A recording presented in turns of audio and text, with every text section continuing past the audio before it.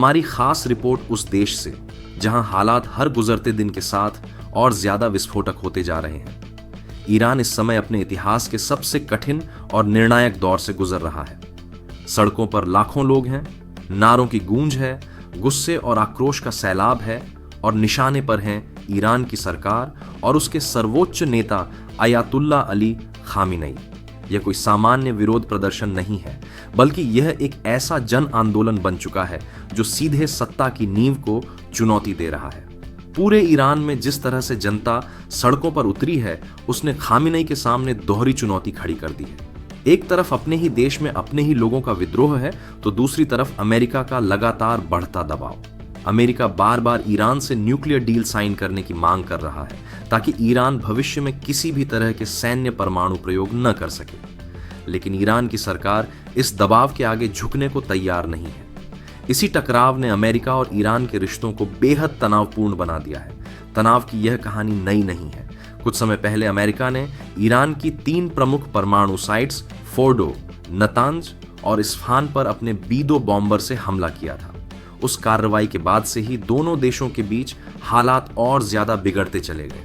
Iran ने इसे अपनी संप्रभुता पर सीधा हमला बताया, जबकि अमेरिका का दावा था कि वह वैश्विक सुरक्षा के लिए यह कदम उठा रहा है। लेकिन इस सैन्य कार्रवाई ने पूरे पश्चिम एशिया को एक बार फिर युद्ध के मुहाने पर लाकर खड़ा कर दिया।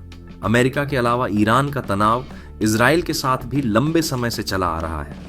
पिछले साल जून के महीने में दोनों देशों के बीच सीधी जंग देखने को मिली थी। यह युद्ध करीब 12 दिनों तक चला और इसमें दोनों पक्षों को भारी नुकसान उठाना पड़ा। इस संघर्ष की सबसे चौंकाने वाली बात यह थी कि पहली बार किसी देश ने इजराइल के भीतर इतनी ताकतवर मिसाइलों से हमले किए थे। इजराइल इन हमलों से हिल गया था और पूरे इलाके में दहशत का माहौल बन गया था। उस युद्ध के दौरान ईरान के भीतर अयातुल्ला अली खामिनेई की स्थिति थोड़ी मजबूत जरूर हुई थी। बाहरी दुश्मन के खिलाफ खड़े होने की वजह से जनता का एक हिस्सा सरकार के साथ आ गया था, लेकिन यह भरोसा ज्यादा समय तक नहीं टिक पाया। ईरान की अर्थव्यवस्था लगातार कमजोर होती चली गई। ईरानी रियाल की कीमत गिरती गई, महंगाई बेकाबू होती चली गई और आम आदमी की जिंदगी मुश्किल होती गई। ऊपर से कट्टर इस्लामिक नियमों और पाबंदियों ने लोगों की आजादी को और सीमित कर दिया। इन्हीं सब वजहों से आज ईरान की जनता फिर से सड़कों पर है। हालात इतने गंभीर हो चुके हैं कि अब तक करीब 5,500 लोगों की मौत की खबरें सामने आ चुकी हैं। वहीं 10,000 से ज्यादा प्रदर्शनकारियों को हिरासत में लिया गया है। सुरक्षा बलों और प्रदर्शनकारियों के बीच झड़पें आम हो चुकी हैं। ईरान के कई शहरों में हालात लगभग गृह युद्ध जैसे नजर आने लगे हैं। इन हालातों के बीच अमेरिका की भूमिका भी बेहद अहम हो जाती है। अमेरिका इस संकट को एक मौके की तरह देखता नजर आ रहा है। उसने खुले तौर पर ईरान की आंदोलित जनता के प्रति सहानुभूति जताई है। यह दिखाने की कोशिश की जा रही है कि अमेरिका इस मुश्किल घड़ी में ईरानी जनता के साथ खड़ा है। लेकिन इसके साथ ही अमेरिका ने ईरान की सरकार को सीधे सीधे सैन्य कार्रवाई की चेतावनी भी दे दी है। अमेरिका की इस चेतावनी पर ईरान की प्रतिक्रिया भी उतनी ही सख्त रही है।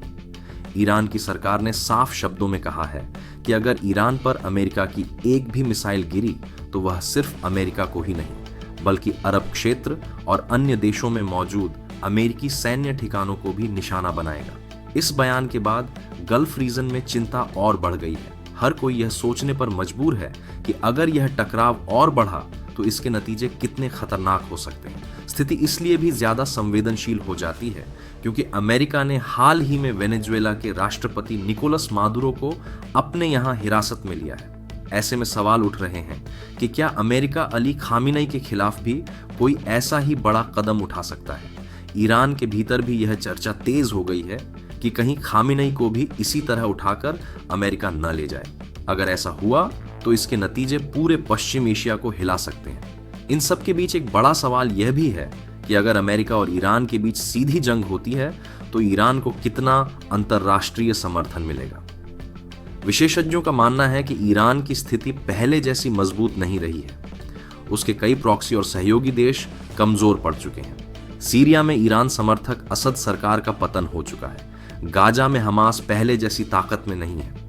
इराक और आसपास के इलाकों में सक्रिय मिलिशिया समूह भी कमजोर हो चुके हैं। ईरान की जनता की नाराजगी की एक बड़ी वजह यह भी है कि वे खामेनेई पर आरोप लगाते रहे हैं कि उन्होंने यमन, गाजा और लेबनान में सक्रिय विद्रोही संगठनों पर जरूरत से ज्यादा ध्यान दिया और उन्हें आर्थिक मदद पहुंचाई, जबकि देश की अपनी अर्थव्यवस्था सुधारने पर उतना ध्यान नहीं दिया गया। साल 2018 में अंतर्राष्ट्रीय प्रतिबंध लगने के बाद से ईरानी रियाल लगातार टूटता चला गया और आज वह लगभग क्रैश होने की स्थिति में पहुंच चुका है। महंगाई ने आम लोगों की कमर तोड़ दी है। अब सवाल चीन और रूस की भूमिका को लेकर भी उठ रहे हैं।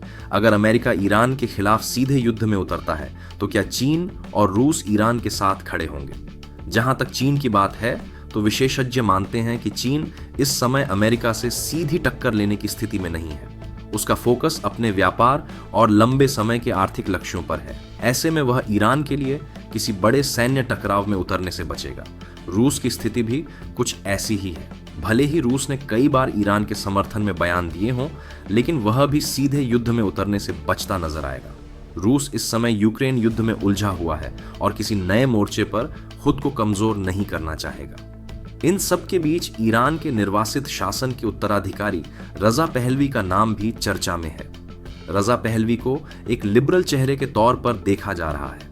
ईरान की जनता का एक वर्ग मानता है कि वे देश को कट्टर इस्लामिक बंदिशों से बाहर निकाल सकते हैं। 1979 की इस्लामिक क्रांति के बाद ईरान की पहचान पूरी तरह बदल गई थी और आज जनता उसी बदलाव पर सवाल उठा रही है। इस बार ईरान में जो आंदोलन दिखाई दे रहा है वह पहले से कहीं ज्यादा बड़ा और निर्णायक लगता है। ऐसा महसूस हो रहा है कि जनता अब करो या मरो की स्थिति में आ चुकी है और खामेनेई के नेतृत्व वाले शासन को जड़ से उखाड़ फेंकने का मन बना चुकी है। सवाल यही है कि क्या ईरान में वाकई कोई बड़ा बदलाव आने वाला है या फिर यह आंदोलन भी पहले की तरह कुचल दिया जाएगा?